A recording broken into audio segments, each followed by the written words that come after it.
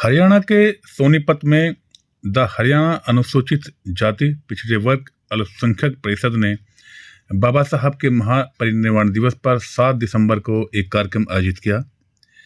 इस कार्यक्रम में भारी संख्या में लोगों ने बढ़ चढ़ कर हिस्सा लिया। कार्यक्रम में सबसे पहले आप देख पा रहे हैं कि डॉक्टर महेंद्र सिंह गोठवाल साहब बाबा साहब को अपने श्रद्धा सुमन अर्पित कर रहे हैं। इसके बाद अन्य लोगों ने भी बाबा साहब की तस्वीर पर अपने अपने श्रद्धा सुमन अर्पित किए।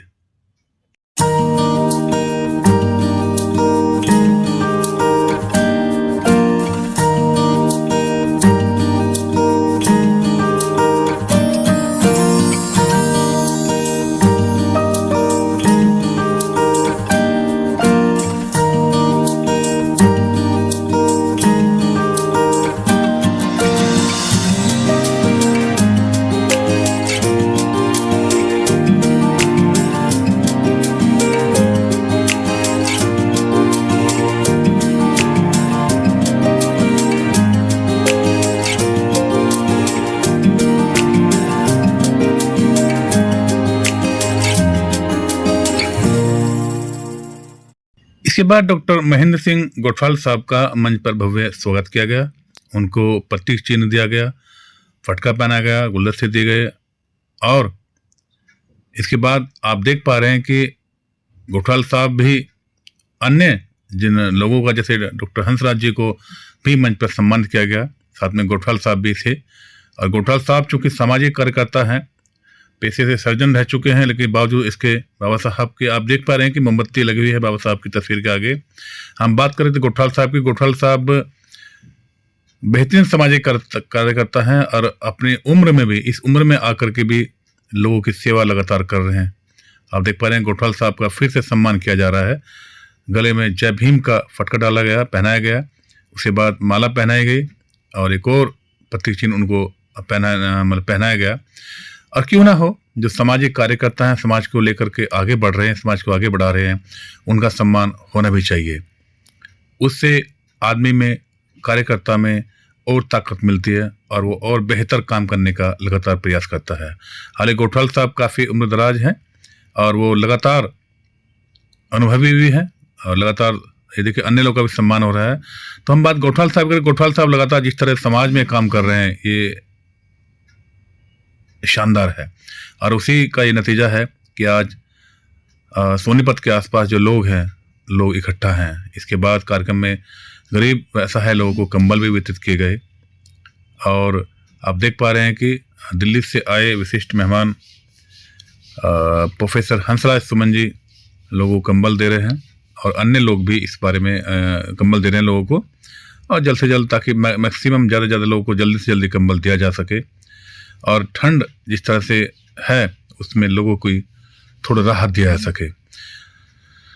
तो इस पूरे कंबल वितरण के बाद हमने doctor Mahendra Singh Gothwal MDF CGP civil surgeon से, जो सेवानिवृत्त हैं, बातचीत की और उन्होंने इस बातचीत में अपने विचार किस तरह साझा किए कार्यक्रम को लेकर के।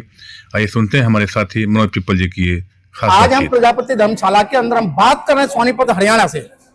अभी आपने देखा बहुत बड़ा प्रोग्राम था बाबा साहब की परिनिर्वाण को लेकर और यहाँ पर ऐसे चीफ गेस्ट और मुख्य अतिथि के रूप में आए जिन्होंने समाज की सेवा की और आज भी समाज की सेवा बड़े पैमाने पर कर रहे हैं। इसी संदर्भ में हमारे बीच में है डॉक्टर महेंद्र सिंह गोठवाल जी। सर, आज का जो प्रोग्राम था, क्या प्रोग्राम था? देखिए, वैसे तो लोग जो है ये कहते हैं कि बाबा साहब अमर रहे जी। मैं ये कहता हूँ कि वो गए कब है, वो हमारे विचारों में है, हम उनको कभी भी नहीं भूल सकते। और दूसरी जो बात कहते हैं कि मेरी जिंदगी में 2 महत्वपूर्ण दिन हैं, एक 14 अप्रैल को जिस दिन बाबा साहब का जन्म हुआ, दूसरा 6 दिसंबर वो जो रात थी जिस दिन मेरे बाबा साहब जो है ना हमसे जुदा हो गए। बहुत दुख होता है और इस दिन को इसलिए हम मनाते हैं कि लोगों के अंदर उनके विचारों को ज़्यादा से ज़्यादा आगे भेजें। मैं कहता हूं कि समाज में एकता जब तक नहीं आएगी, हम किस बात से कर रहे हैं? जो हम पे हुक्म चलाते हैं, जो हमें बांटने का काम करते हैं, तो उनकी बातों को ना सुन के हम अपना काम करें ना, हम अपने लोगों को इकट्ठा करें, उनको पढ़ाई के लिए ले आए, स्वास्थ्य और शिक्षा तो ऐसी चीज है जो आदमी को ज्ञानी और स्वस्थ तंदुरुस्त बनाती है। और मैं कहता हूं कि बाबा साहब के विचारों को आगे बढ़ाते हुए कि अधिकार के लिए आपको अपने अधिकारों के लिए खड़ा होना चाहिए मजबूती से, और उनको प्राप्त करने के लिए और समाज को जगाने के लिए हमेशा हमेशा आगे रहना चाहिए। जो हमारी सोच बन चुकी है कि जो पहले सोच थी वही सोच आगे नहीं लेनी चाहिए।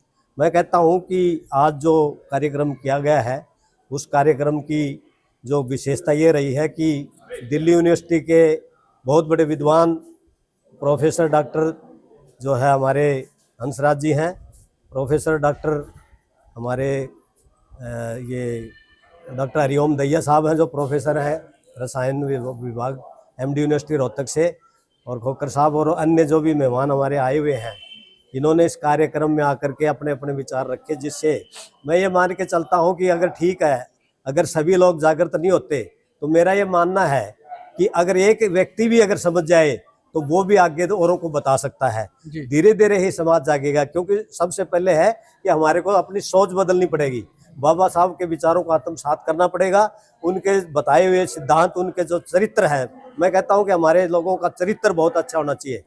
देखिए कोई भी चीज है जिंदगी में, दो तीन चीजें बहुत महत्वपूर्ण है। आदमी का चरित्र, बाबा साहब इतने महान चरित्रवान थे और औरों के लिए उनको इतने दुख झेलने के बावजूद भी उन्होंने किसी के प्रति, और आज जो महिलाएं हैं जो आज खड़ी हैं, जिनका उत्थान हुआ है, वो सिर्फ बाबा साहब की देन है। हमारे जो अधिकार है उनका अधिकारों का संरक्षक जो है हमारे बाबा साहब है, जिन्होंने हमारे को अधिकार दिलाए, और आज हम ये बात बोल रहे हैं और बड़े गर्व के साथ कहते हैं, क्योंकि बाबा साहब के विचार अगर आगे बढ़ाएंगे, अरे जब दुनिया भर में बाबा साहब को मानते हैं, उनके लोग मूर्तियां स्थापित करते हैं, उनको लोग याद करते हैं, नमन करते हैं, तो क्या मेरे समाज में ऐसे लोग नहीं हैं जो हमारे समाज के आगे विचारधारा को बदल दें? पढ़ लिख करके बहुत से लोग हो जाते हैं ना, कहते हैं पढ़ लिख करके कोई फायदा नहीं है जब तक कि वो समाज के काम ना है। समाज के लिए बहुत, समाज हित सबसे पहले जरूरी है।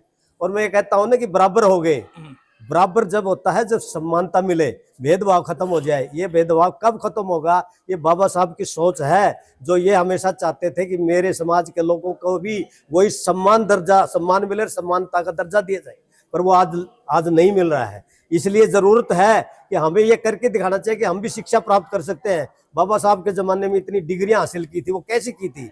आज भी हमारे लोग, लेकिन वो क्या करते हैं कि अपनी जात को भी छुपा लेते हैं और समाज में घुल मिलने की कोशिश नहीं करते हैं, और वो अपना स्वार्थ हित रखते हैं कि मैं बन गया तो मुझे क्या जरूरत है औरों की। इसलिए इन लोगों की सोच बदलनी है। और ये आज का अच्छा कार्यक्रम सफल आयोजन हुआ, मैं सभी का धन्यवाद करता हूँ। लेकिन साथ साथ जाते जाते एक चीज जरूर कह के जाऊंगा कि सोच को बदल डालो, सितारे बदल जाएंगे। नजर को बदल डालो, नजारे बदल जाएंगे। बदलना है तो अपने आप को बदल जाओ, सारे के सारे बदल जाएंगे। जय भीम, जय भारत, जय संविधान।